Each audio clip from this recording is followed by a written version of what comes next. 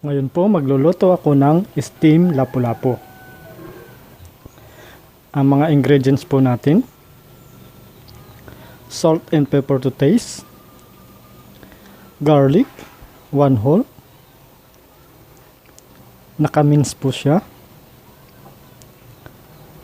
onion naka-mince, luya o ginger, hiniwa po natin siya ng strips,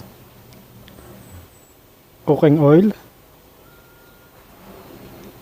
oyster sauce 1/4 cup, and basil leaves. At meron din tayong isang perasong lapu-lapu, kalahating kilo o 500 grams. Magsisimula na po tayong magluto. Ang una po natin gagawin, i-steam natin yung ating lapu-lapu. Lalagyan muna natin siya ng salt and pepper.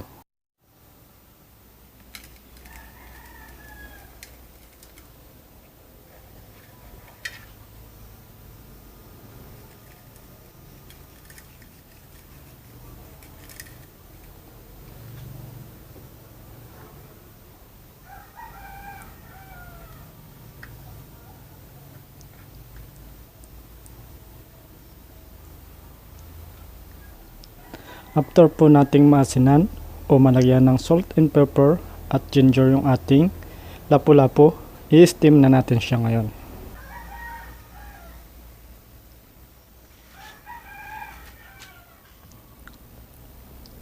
Ayan, after nating maisit yung ating steamer, lagay na natin yung ating isda.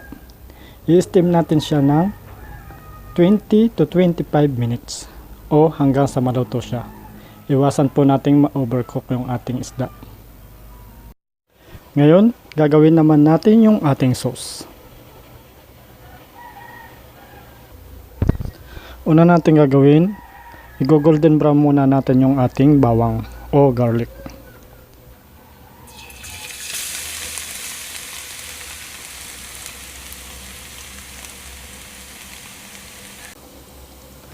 After po mag-golden brown natin yung garlic, isi-set aside natin yung kalahati para sa pang toppings.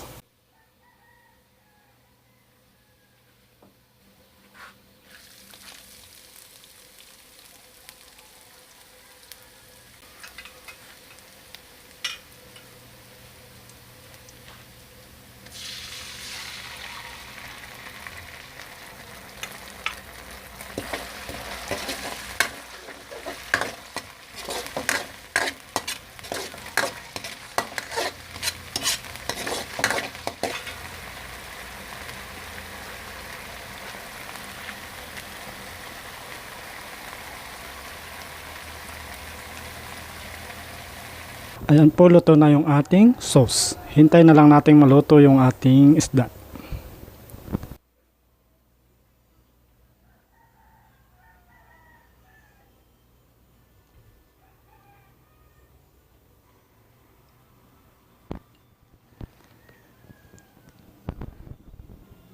Luto na yung ating ini-steam na isda. Ililipat na natin siya sa serving plate.